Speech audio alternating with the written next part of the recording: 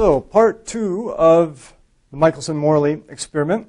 And what we're going to do here is we're going to set it up actually using an airplane example. And the reason for doing that is it's just a little more intuitive for us. Sometimes when we do it with things we're not used to thinking about so much, for example, light waves, just the strangeness of the situation can give us some conceptual problems or challenges. And so we'll just do it with an airplane here.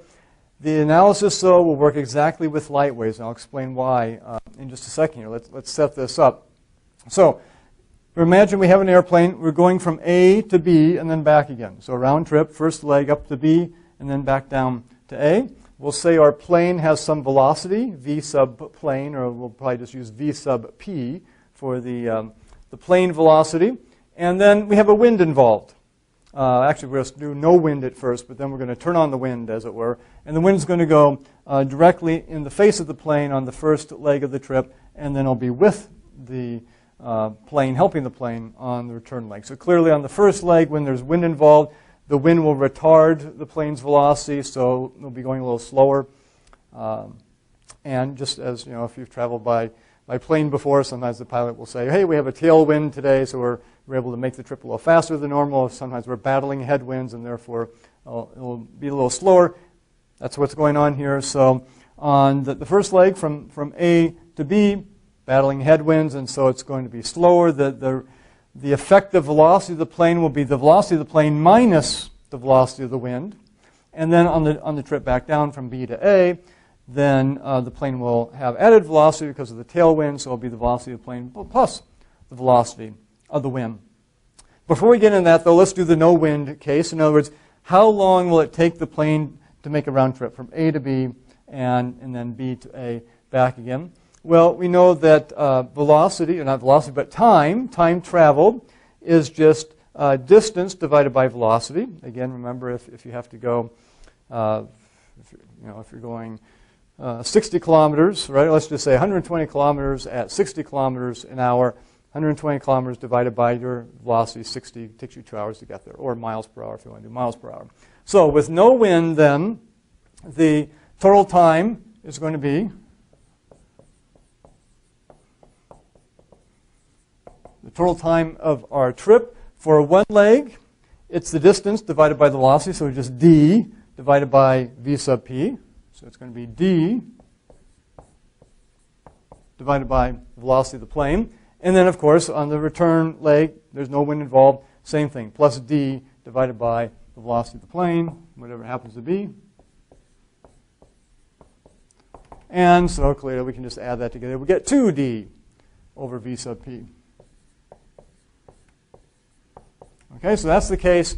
If there's no wind, we just need to know the distance. We need to know the velocity of the plane, and simple calculation to give us the total time it takes for the round trip for the plane. Now let's turn on the wind. Okay, so we've got the velocity of the wind coming here.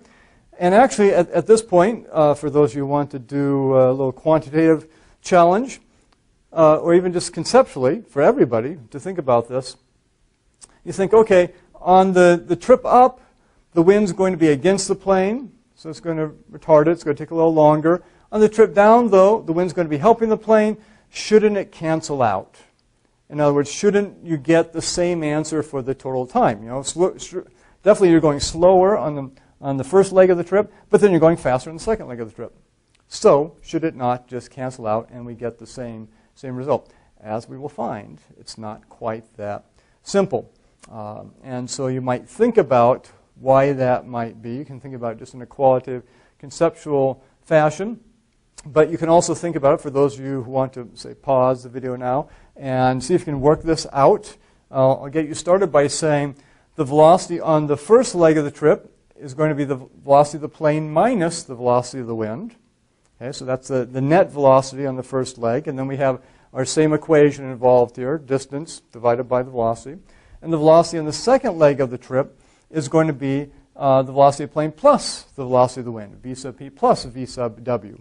We use VW for the wind. The equation's the same. You just have a different velocity on each leg now. The total time is going to be, add those two things up and get the total time. So again, if you'd like the little challenge and see if you can come up with what we're going to come up with here in a minute, so we can do it correctly. then go ahead, pause the video, and try that, and then come back, and we'll look at the details here. Okay, so the A to B trip, the time, what we're interested in here is the time for that, again, is going to be the distance, d, divided by the velocity, and the velocity going against the wind is v sub p minus v sub w. So it's going to be d over v sub p minus v sub w, just same equation as before, just different velocity this time. And then the b to a trip is going to be distance d, but the velocity in this case is v sub plane plus the velocity of the wind. So here we got the time equals d v sub p plus the velocity of the wind. And the total time is just add those two things together. So the total time is going to be d plus vp minus vw plus d vp plus vw. Okay? And now what we'd like to do, here's where a little more of the algebra comes in, we'd like to simplify this a little bit. See if we can get it into a nicer form such that we can really compare it to this. Because remember, what we're maybe thinking here is that it should cancel out. Shouldn't this? It doesn't look quite like that, but shouldn't it maybe end up sort of like that? Well, it's going to end up not quite like that, but almost. So let's see if we can do that. So to do that, just to make some more room here, we're going to I'm going to bring this up here. We'll leave this up here because we want that result there. So we're still working with the wind stuff here. Okay, so we're saying here the total time, just rewriting this thing here, is going to be d vp minus vw plus d vp plus vw. And at this point, we've done the analysis. Now we just have to crank through the algebra a little bit and see what the result is. So this is one of the reasons we did the math reminder here. We have two fractions. We want to add them together so we can combine them. We need to get common denominators, and the little trick we use is we multiply each in the form of 1, but with the other denominator. So here's what we're going to do. We're going to say this equals d over vp minus vw times the other denominator in the form of 1, vp plus vw over vp plus vw, like that. Okay, so I'm just taking this first term here, multiplying it by 1, but in a special form here, and do the same thing for the second term, plus d over vp plus vw, because that's this term here, and now multiply it by 1 in the form of the other denominator, vp minus vw all over vp minus vw. So I have not changed anything. I can also multiply anything by 1 if I want, and results will still be the same. But now you see in the denominator I've got vp minus vw times vp plus vw over here. Same thing over here, but just in opposite order there. So let's put it all together and see what happens in the numerator. So we're going to get, here we get d times vp plus vw all over vp minus vw, vp plus vw. Actually, I really should extend this over because I'm putting these two terms together. They both have the same denominator. That's this thing, just in a different order there so I can flip it around. And then the second part of the numerator is plus d times vp minus vw. Okay, so I just combined them together. I haven't done anything else besides that here. But now I can look at the top and I can say, okay, I've got d times vp and d times vw. If I multiply that out. And over here I've got d times vp, but I've also got d times minus vw. So over here I've got a d times vw. Over here I've got a d times minus vw. They cancel out. I'll have dvw minus dvw. And I'm going to be left with d times vp here and d times vp here. So that's two of them. So I can write this as, try to squeeze it in down here, 2 times d times vp all over Vp minus Vw times Vp plus Vw. And we're going to bring it up here in a minute as well.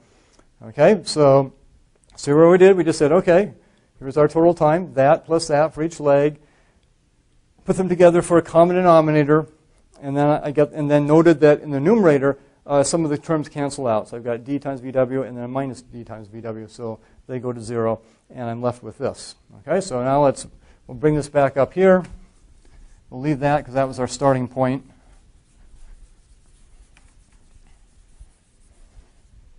Okay, so what we've got so far then is 2d Vp over Vp minus Vw Vp plus Vw. So that's what we've got so far. Now let's, again, crank some more algebra here. Let's multiply this out in the denominator on the bottom here. So we'll leave the top as it is for a minute. 2d Vp. I've got a Vp squared. Vp times Vp is Vp squared. Minus Vw Vp plus Vw Vp. So those terms will cancel out. Minus Vw Vp here, and I've got a Vp times Vw plus Vw times Vp. And then minus Vw squared. If you've done algebra recently, you recognize immediately what we're going to get here, and that is this. Vp squared minus Vw squared on the bottom there. Okay, so okay, now what? Well, again, going back to the math review we did in the last video clip, we're going to factor out in the bottom here, we're going to factor out a Vp squared. Okay? And so it's going to look like this. We got 2d Vp. We haven't done anything on the top for a couple steps here. But on the bottom, we're going to write this as Vp squared times 1 minus Vw squared over Vp squared. Okay? I just pulled out the Vp squared term here, so that gives me the 1 there, and then on the other term, Vp squared times that would give me the Vw squared again, so they're identical there, they're equal. And the reason I did that is now I can cancel this Vp on the top. I've got a Vp on the top, I've got a Vp squared on the bottom, and so this thing then equals, we'll write it up here, 2d Vp, oops, sorry, not the Vp, that's what we're trying to get rid of, 2d on the top, that's what I've got left on top. On the bottom, I've left one Vp here, so I've got a Vp, and then the 1 minus Vw squared over Vp squared. And we'll rewrite this in just a second here, but let's see what we've got there. Okay? And another reason we did this is now we see, going back to the total time with no wind, it was 2d over Vp. I sort of almost have that. I have a 2d on the top in the numerator, a Vp on the bottom, but I've got that extra term there. And so let's just rewrite it so we can look at it closely here. So after a few steps of algebra there, we find the total time for with wind is going to be 2d over Vp, and then this second part of the term here, which is the 1 over 1 minus Vw squared over Vp squared, like that. And all I did to go from here to here is just, write this part of the denominator as a separate factor there. And the reason I did that is to show very clearly, I had the 2d over Vp here, 2d over Vp, but it's not the same. I have an extra factor in here. So it turns out that when I've got the wind involved, going up and going back down, even though it's hurting going up, headwind, tailwind going back, it doesn't cancel out exactly. It actually is a difference with the wind involved such that you do not get your no wind time of travel for the round trip. You get a slightly different time. Note also that, and this is a good thing to check in these cases, you say, okay, this is the case with the wind involved. This equation should be true if there's no wind, right? Does it give us the right result? Well, if there's no wind, the velocity of the wind is 0. So this is 0, and I got 1 minus 0 here. Velocity of the plane is something. and then I get 1 divided by 1, so that's just 1, and I get 2d over vp, the answer I get with no wind. So this is a more general equation I have derived. It works with wind, but it also works if I've got VW equals 0 for the wind in there. So somewhat surprising result because, again, intuitively you think, shouldn't it cancel out? But let's think about this in terms of doing conceptual ideas like this or conceptual problems like this. Sometimes it helps to take an extreme case. So let's take an extreme case here. Let's say the plane velocity is 300 kilometers per hour, sort of a slow plane actually, I suppose, or 300 miles an hour if you want that, just or whatever you want to use for the velocity of the plane. And let's say the wind, okay, so this is going to be VP. Let's say the wind is 299 kilometers per hour for the wind. Very strong wind, of course. You know, tornado wind, really. But again, it's just a thought experiment, like many thought experiments Einstein did. Maybe not quite sophisticated as some of his, but it's a thought experiment. Let's think about what happened here. Okay, just intuitively. So going up, the effective net velocity of the plane would be 300 minus 299. It'd be 1 kilometer per hour, okay, if it really could fly like that. So it'd be a very slow trip going up. And then on the way back down, the velocities would be 599 kilometers per hour, so about twice as fast. But by doing that, you can see, oh, it's going twice as fast going down, but it's not just going half as fast going up. It's going about 299 times slower than it did before. So it's not an equal situation in terms of going against the wind and coming back with the wind. You can double your speed in this case, going with the wind, but you're slowed down many more times than just the doubling you get, much less than half the speed. And therefore you see that, yes, there's a significant difference when the wind is involved. Okay? So the point being here, how does this apply back to the Michelson Morley experiment? Well, in this case, essentially, this would work for light as well if there's a light medium, if the ether exists. Okay? So in other words, it'd be like sending a light beam against the ether wind and then sending a light beam with the ether wind. And if you could somehow see that difference in speed and detect it, then you could actually prove the ether exists or investigate the properties of the ether a little bit more. The problem is that the velocity of the Earth through, as it rotates around the sun, is about 30,000 meters per second, something like that.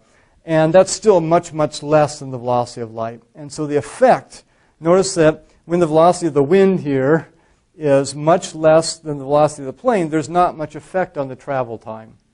And that's the case with, even though the Earth moves around the sun at a relatively fast speed for most of what we're used to, certainly, that the velocity of light is so much greater than that this is a very small factor in here, and this is essentially 1, and therefore it's very difficult to see any effect. It does exist, but it's very tiny, but with the experimental techniques they had, they weren't able to do it just from that alone.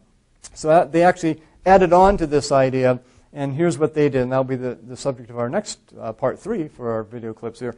But essentially they said, okay, we'll do one up and back like this against the wind, but let's analyze the case where it's crosswind. So if the airplane or the light beam is going this way and the wind, whether the regular wind or the ether wind is going crossways against it, what happens in that situation?